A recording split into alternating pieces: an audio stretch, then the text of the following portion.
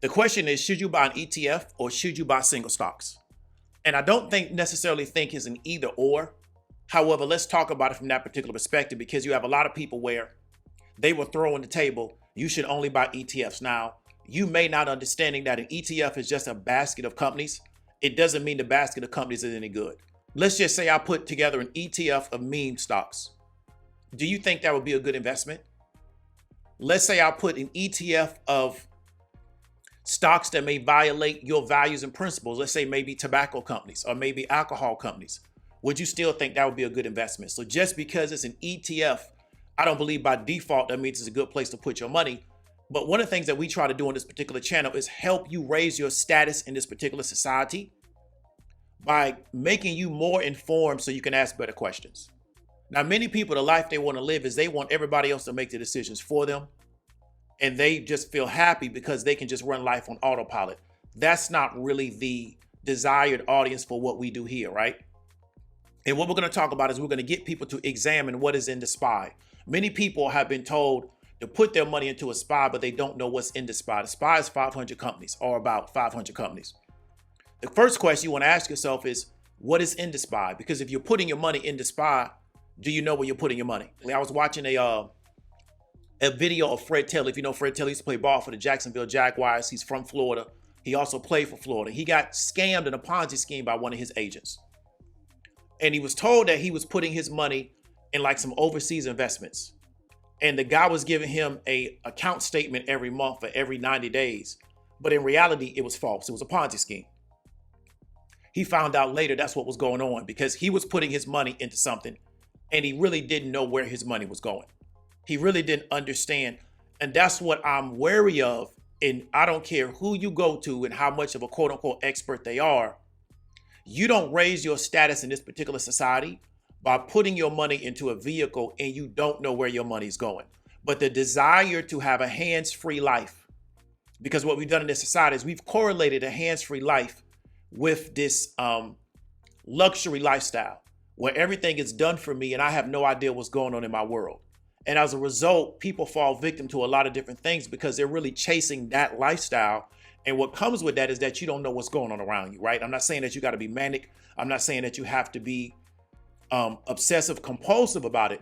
But what I'm saying is that I think it would benefit the average person if they understood where their money was going. So let's look at the SPY, right?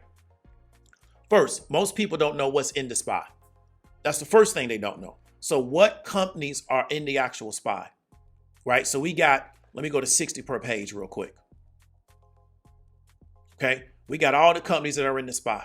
Then we can just go from 1 to 60 to 505 matches because like I said, it's supposed to be the top 500 companies. Now, first question you want to ask yourself is that who put the SPY together? Who are they? Who determined that these 500 companies was fit and maybe not another company would fit? Because you also got the SPY, you got the Russell 2000, you got the Russell 3000, you got multiple ETFs. Just because it's an ETF, it does not mean that the companies in the ETF are valid. Now the SPY is weighted by sector or industry. You got information tech, healthcare, and the SPY currently right now is skewed more towards information. I think it's around 25% tech, right? So it's very skewed towards tech at this current time. So once you know what companies are actually in the SPY, right? Then the question you want to ask yourself is, how is the SPY weighted? Now, why is this question important, right? So let me give an example. Let's say I'm a man and I make $100,000 a year, right? But I make $40,000 a year doing graphic design. I make $30,000 a year doing catering. Okay, so now we're at 70. I make $20,000 a year doing tutoring, and I make $10,000 a year doing handyman jobs. My income is weighted towards what I was doing for the $40,000 a year, which I forgot already what that was, right? And we have to understand is that what's bringing in the $40,000 a year is the largest part of my income out of the $100,000. So I'm weighted more towards what brings the 40 as opposed to what brings in the 10, which was the handyman jobs. Okay? When you're looking at the SPY ETF, what you want to ask yourself, once you understand what's actually in the SPY, then you want to ask yourself, what is the portfolio weight? And if you notice that the portfolio weight of the SPY is weighted higher towards what? Apple, then Microsoft, than Amazon, right? So if we just look at Apple at 6.12, we look at Microsoft at 5.32, and then we look at Amazon at 2.56. That's around 14% of the overall SPY. Therefore, you want to understand the SPY, when they say, well, you should just buy the SPY because you have exposure to everything, you really don't have exposure to everything. You have more exposure to Apple, Microsoft, and Amazon than you really have to everything else. And that's why the SPY is so skewed towards primarily what we call tech, because if you look at the top 10 companies in the SPY, you got Apple, Microsoft, Amazon, then you got Google, or what we also call Alphabet. Then you also got NVIDIA, right? Then you got Berkshire in there. You got United Health Group. You got an oil company in there. You got Johnson & Johnson, which is consumer discretionary. You got NVIDIA, which is more tech. And you got JP Morgan Chase, which is, to me, financials. So we look at pretty much the top 10 companies in the SPY. It's very much weighted towards the tech sector, right? It's not evenly balanced across every company. You don't own 1% of everything. So you got to understand, this concept of buying the SPY comes out of the mutual fund space. And people in the mutual fund space are salespeople. They're salespeople, right? Their job is not to chase performance. Their job is to generate assets under management. And what they've done now is they've gone to this model because it's considered the quote unquote least risky model for retail. Okay? Now you would ask yourself, how come Kathy Wood doesn't just buy the SPY with her assets under management? Because she's trying to outperform the SPY, because we now use it as a benchmark because of the narrative around the SPY, because so many people in retail are in the SPY. But when they say, well, did you beat the SPY? You didn't really, the SPY is not a representation of the overall market, because the SPY is not evenly distributed across the 500 companies. And you got to understand something also. 500 companies don't represent, right, every company that is on the stock exchange. So I'm looking at the New York Stock Exchange. Is the New York Stock Exchange, does it only consist of 500 companies? So when we're talking about beating the market, what market are we talking about?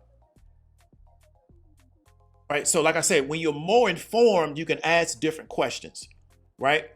Now, this is what you want to ask yourself. If I'm going to buy the SPY, right? And let's say the SPY returns, let's go ahead and look at it. SPY returned over the last 10 years, 12%. Okay? SPY returned over the last 10 years, 12%. Now, the people who try to tell you that the SPY gives you 8% a year, that didn't happen last year, but they're going to overlook that part of it.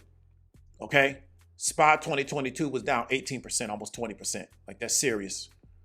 SPY last 10 years gave me 12%. Now, we're going to go back to here. What is the SPY weighted in? What part of the SPY is generating the highest returns? Well, we know now because we know what the portfolio weight is. So now that I know what part of the SPY is generating the highest returns, I can pull that out of the SPY because I know how it's weighted. Because the SPY is not 500 companies and they all got a 1% weight. That's not how the SPY is weighted. The SPY is weighted based on something that we call portfolio weight, and it's skewed towards other companies. It's skewed against. So let me give an example. Let's go to the last page. Let's go to page 5. Look at where these companies are weighted, 0.07. So let me ask you a question. If First Energy Corporation starts to tank, do you think that really negatively impacts the SPY? It's 0.07 of the SPY. If First Republic Bank starts to tank, do we think that negatively impacts the SPY? Do you think it will move the SPY? Right? If people start selling out of their position of First Republic Bank, it won't really, because why? It's 0.07 of the SPY. If it becomes very, very bullish, will it impact the SPY? No. Now, if they rebalance and increase the weight of First Republic Bank, it will, but that will become from rebalancing. And really what you're paying for is you're paying for somebody to manage this particular ETF on your behalf, and you're assuming that they're going to balance it based on what companies are leading, and they're going to push out the companies that are not doing as well. Okay? So let's go back again. The SPY is weighted towards certain companies. We know that the SPY returned around 12% over a 10-year period. Now, we cannot project future performance because that's historical. Now, here's the question. If I know that Apple is the highest weighted company in the SPY, why would I just go buy Apple? Because Apple over 10 years gave me 25.